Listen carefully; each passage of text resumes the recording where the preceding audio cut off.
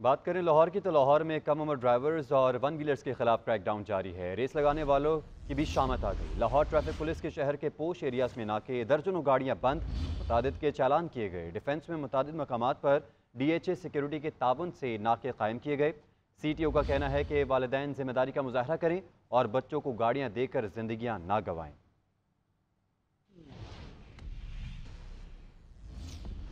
लाहौर शहर में स्मोक की शरह में ख़तरनाक हद तक इजाफा हो गया। दुनिया के आलूदा तरीन शहरों में लाहौर आज फिर पहले नंबर पर मौजूद है।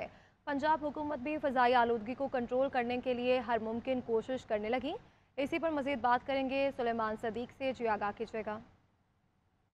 बिल्कुल, शहर में फ़ज़ाई आलूदगी ने पंजे गाड़ लिए हैं और लाहौर में फ़ज़ाई आलूदगी की शरह में ख़तरनाक हद तक इजाफा देखने को नज़र आ रहा है, जिसके बाद दुनिया भर के आलूदा तरीन शहरों में लाहौर जो है वो फिर पहले नंबर पर आ गया है। शहर के एयर क्वालिटी इंडेक्स की बात करें तो शहर का मजमूई air quality index 374 AQI record किया जा रहा है। महकमा माहौलियात ने शहरियों को हिदायत जारी की है कि वो एहतियाती तदाबीर पर अमल दरामद करें, मास्क का इस्तेमाल लाजमी करें, पानी का इस्तेमाल ज़्यादा से ज़्यादा किया जाए, क्योंकि फ़ज़ाई आलूदगी की वजह से जो शहरियों में बीमारियां फैल रही हैं वो एक वबा की सूरत इख्तियार कर रही हैं। शहरियों को आंखों में जलन, सांस लेने और दीगर अमराज में मुब्तला नज़र आ रहे हैं। हफ्ते के रोज़ शहर में तमाम तालीमी अदारे जो हैं वो बंद रहेंगे और जो कारोबार है वो भी 3 बजे के बाद करने की इजाज़त दी गई है। शहर में फ़ज़ाई आलूदगी की शरह में जिस तरह से इजाफा देखने को नज़र आ रहा है, तो वज़ीर आला पंजाब मोहसिन नकवी की जानिब से ये भी शहरियों को कहा गया है कि फ़ज़ाई आलूदगी को कम करने के लिए शहर में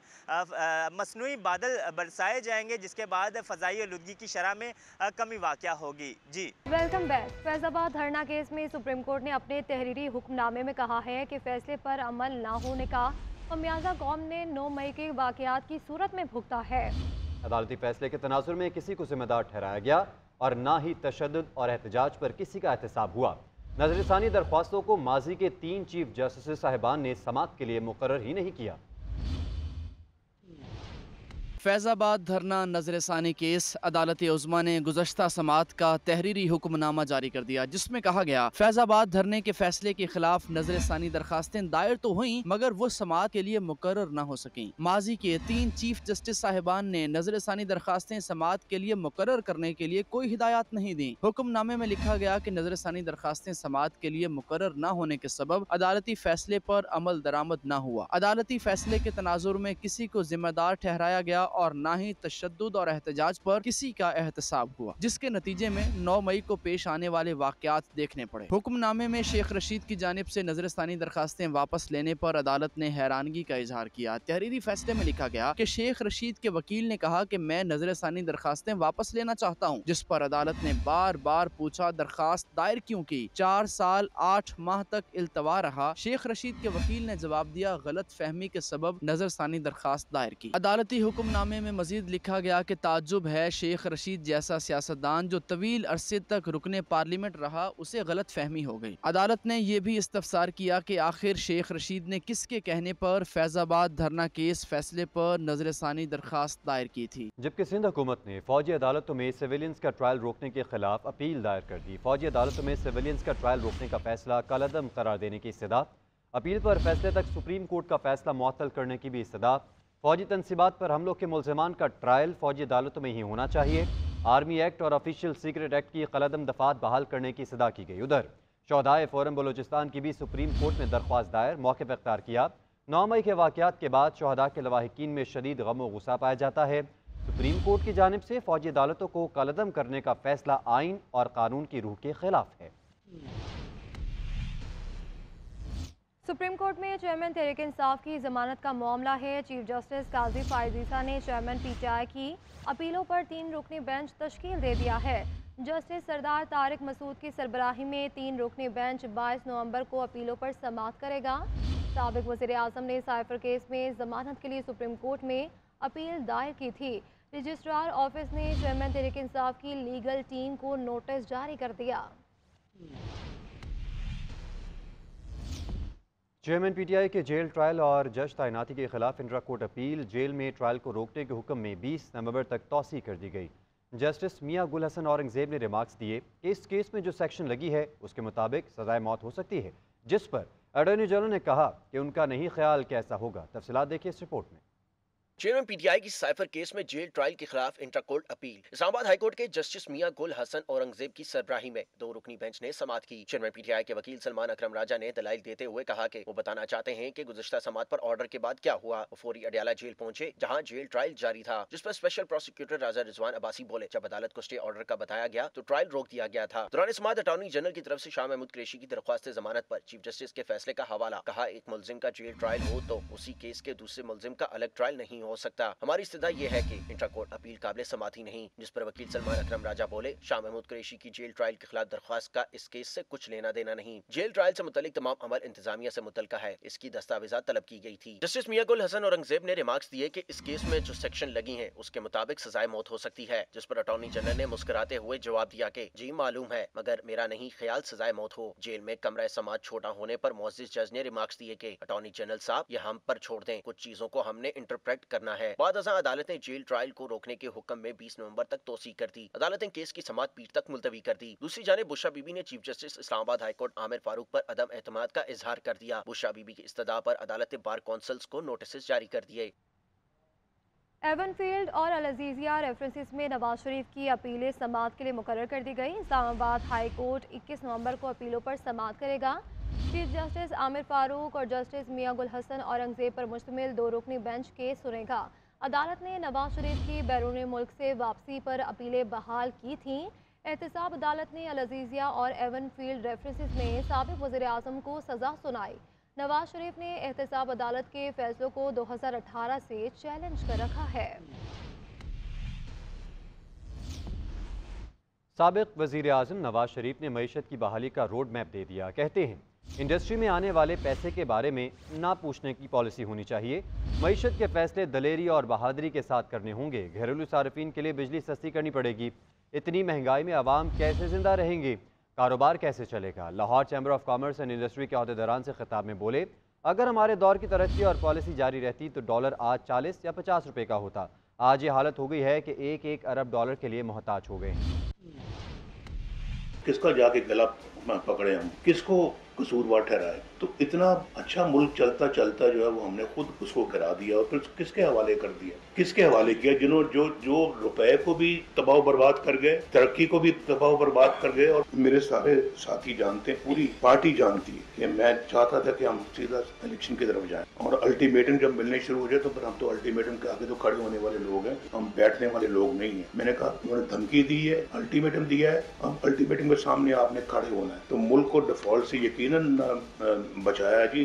और मैं शहबाज शरीफ साहब को शाबाश देता हूँ। एक तारीखी दिन था जब पाकिस्तान एटमी कुव्वत बना, इकोनॉमिक कुव्वत भी बन जाते तो आज कहाँ होते। आप अंदाजा करें, आप दुनिया में सब्ज़ पासपोर्ट की आज क्या हैसियत होती। हमने IMF को बाय बाय कहा, आज फिर IMF हमारे लिए एक मजबूरी बन चुका हुआ है। 1-1 बिलियन डॉलर के लिए हम कशकोल लेके जाते हैं, 2 मुल्कों से जाके पैसा मांगते हैं। एक बेटे से तनख्वाह न लेने की बात पे, छोटी सी बात पे, छुट्टी तुम्हारी, तुम प्राइम मिनिस्टर नहीं रहे इस मुल्क के, और सारी जिंदगी के लिए डिस्क्वालीफाई। कौम क्या समझ रही थी कि हम बड़ी तेजी के साथ अब आगे बढ़ रहे हैं और तरक्की हो रही है। ये कुल्हाड़ी अपने पाँव पे हमने खुद मारी है। किसी को दूसरी या चौथी बार वज़ीर आज़म बनाने से बेहतर है मुझे मौका दे। अवाम को मायूस नहीं करूँगा। पाकिस्तान को नई सियासत और नई क़यादत की ज़रूरत है। इंतखाबात में जीत कर अवामी हुकूमत बनाएंगे। जब तक वोट को इज़्ज़त नहीं मिलती मुल्क तरक्की नहीं कर सकता। चेयरमैन पाकिस्तान पीपल्स पार्टी बिलावल भुट्टो ज़रदारी का एबटाबाद जलसे से खिताब। कहा, पीपल्स पार्टी की मुखालिफ कोई नून लीग या PTI नहीं है, इसकी मुखालिफ महंगाई है, बेरोज़गारी और गुर्बत है। दीगर पुरानी जमातें पुरानी तर्ज की सियासत कर रही हैं। मुल्क की मसाइल हल करना और आवाम की खिदमत कोई मुश्किल नहीं, बल्कि नीयत साफ होनी चाहिए।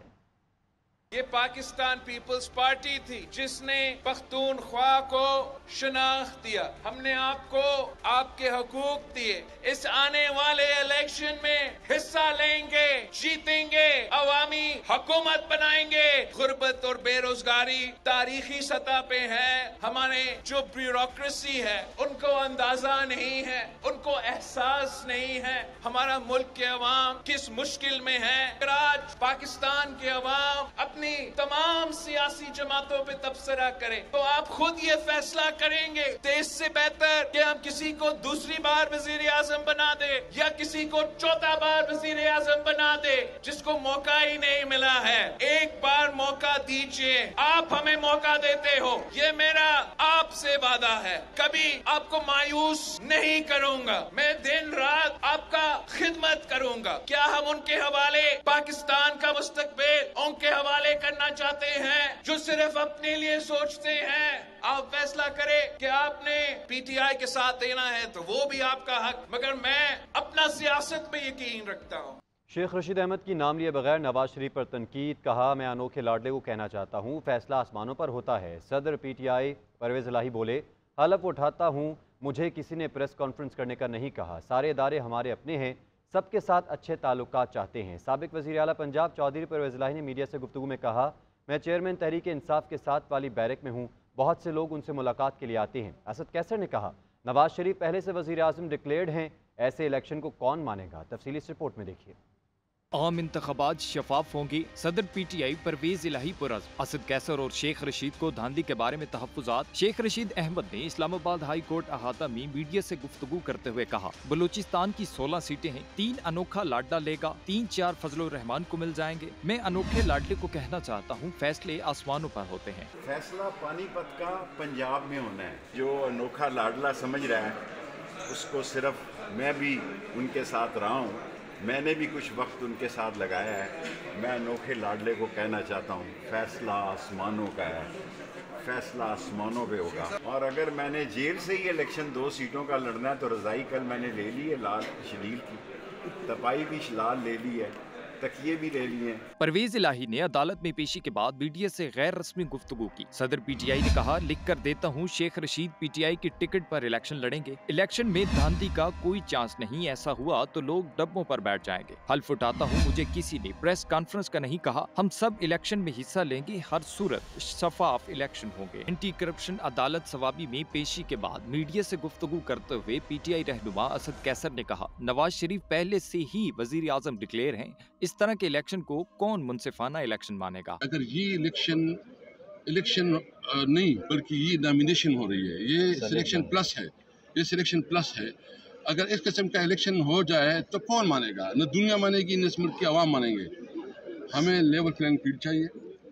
हम बिल्कुल किसी से जो हमारे खिलाफ केसेस हैं, हम केसेस का दिफा करेंगे। पीटीआई रहनुमा ने मजीद कहा, मुल्क में फ्री एंड फेयर इलेक्शन होना चाहिए। हमने मुल्क की आज़ादी को अमेरिका की भेंट चढ़ा दिया, 75 साल पुरानी लकीरों की गुलामी की, हमें नए जाविये से सोचना होगा। मौलाना फजलुर रहमान का नौशहरा में कॉन्फ्रेंस से खिताब, बोले कहा था चेयरमैन पीटीआई यहूदियों का एजेंट है तो मजाक उड़ाया गया, उसने पाकिस्तान के नजरियों को दफन किया। दरिंदा इसराइल सिर्फ फ़लस्तीनियों को मार सकता है, इस्लामी ममालिक की खामोशी इसराइल को तकवीत फराहम कर रही है। 75 साल हमने पुरानी लकीरों की पैरवी की, हमने जो उन्होंने कहा उसकी पैरवी की, पुरानी लकीरों की पैरवी करते करते अब हम थक चुके हैं। मजहब से आजाद कर दो, सियासत मजहब का कोई ताल्लुक नहीं, रियासत और मजहब का कोई ताल्लुक नहीं। मुझे यकीन था, मैं अपनी बात पे डटा रहा। जिसने पाकिस्तान के नजरिए को दफन किया, जिसने पाकिस्तान की तहजीब को दफन किया, आप बताएं क्या हम नजरियाती जंग नहीं लड़ रहे? क्या हम अपनी तहजीब की जंग नहीं लड़ेंगे? क्या हम अपने नौजवान को गुमराही से नहीं बचाएंगे? एमक्यूएम पाकिस्तान के कन्वीनर डॉक्टर खालिद मकबूल सिद्दीकी कहते हैं, कराची के कामयाब तरीन मेयर्स में से 2 का ताल्लुक एमक्यूएम से है। एमक्यूएम ने आवाम को मौका दिया है कि हमसे अच्छा कोई है तो उसे चुन लिया जाए। सीनियर डिप्टी कन्वीनर मुस्तफ़ा कमाल ने कहा कि हम कौम को दलदल से निकाल कर जाएंगे, हम जो कर रहे हैं उससे पीपल्स पार्टी को तकलीफ हो रही है। वो कराची मुकालमा नशिस्त से खिताब कर रहे थे। एमकेएम की जानिब से कराची के अहम शोबों से वाबस्ता शख्सियात के साथ मकालमे की नशिस्त मुनक्किद की। नशिस्त में शहरियों ने एमकेएम की क़यादत से बराह रास्त सवालात किए। एमकेएम पाकिस्तान के कन्वीनर डॉक्टर खालिद मकबूल सिद्दीकी ने सवालात के जवाब में कहा कि हम कायदे आज़म के पाकिस्तान में आए थे, बदकिस्मती से हमें भुट्टो के पाकिस्तान में धकेल दिया गया। भुट्टो के पाकिस्तान ने कराची को भी लड़काना बना दिया। हम तो कायदे आज़म के पाकिस्तान में आए थे, सन 70 में हमें भुट्टो के पाकिस्तान में धकेल दिया गया। मुत्तहिदा पाकिस्तान के सीनियर डिप्टी कन्वीनर मुस्तफ़ा कमाल का कहना था कि हमसे सवाल किया जाता है कि नवाज शरीफ फिर धोखा देगा तो क्या हम फिर कोई अलहदगी की तहरीक शुरू कर दें। उन्होंने कहा कि हमारे लिए कोई आइडियल सिचुएशन नहीं है, हम अवाम की जंग लड़ रहे हैं। आप हमसे सवाल कर रहे हैं हम आपको कि भाई नवाज शरीफ हमसे धोखा देगा नहीं देगा, पीपल्स पार्टी, हमारे पास जवाब नहीं है इसका, मेरे पास जवाब नहीं है इसका। मैं क्या करूं, अलहदगी की तहरीक शुरू करें? वो तो नहीं कर सकते। Senior deputy convener Farooq Sattar ने भी सवालों के जवाब दिए। दूसरी जानिब MKM पाकिस्तान ने आम इंतखाबात के हवाले से औरंगी NA 245 और PS 119 के मरकजी इलेक्शन ऑफिस का भी इफ्तिताह किया। डॉक्टर खालिद मकबूल सिद्दीकी के हमरा अमीनुल हक ने भी खिताब किया। कैमरा टीम के साथ राशिद सिद्दीक, GNN कराची। दीगर खबरों में आपको बताएं कि पाकिस्तान में मुकीम गैर कानूनी अफगान बाशिंदों का वतन वापसी का सिलसिला जारी है। गुज़िश्ता रोज़ भी 1890 गैर कानूनी अफगान बाशिंदे अपने मुल्क चले गए। अब तक कुल 2,30,464 गैर कानूनी तौर पर रहने वाले अफगान बाशिंदे वतन वापस जा चुके हैं। मज़ीद बात करेंगे deputy bureau chief Islamabad Ejaz Ahmed से। एजाज, अब तक की पेशरफ से मुतालिक बताइएगा। जी, 31 अक्टूबर की डेडलाइन खत्म होने के बाद सिर्फ गैर कानूनी अफगान बाशिंदों के पाकिस्तान से इंतखला को यकीनी बनाया जा रहा है और चमन और तुरखम बॉर्डर पर रोजाना की बुनियाद पर हजारों अफगान बाशिंदे इसी सिलसिले में पहुंचाए भी जा रहे हैं और वो अपने वतन वापस भी रवाना हो रहे हैं। जबकि गैर कानूनी तौर पर मुकीम गैर मुल्कियों की मुल्क बदली से मुल्की मैशत पर भी अच्छे असर मुरतब हो रहे हैं। 16 नवंबर के जो आदाद-ओ-शुमार दस्तयाब हुए उनमें ये बताया गया कि 1890 गैर कानूनी अफगान बाशिंदे अपने मुल्क वापस चले गए, जबकि इन 1890 अफगान बाशिंदों में 476 मर्द, 508 खवातीन और 906 बच्चे शामिल थे।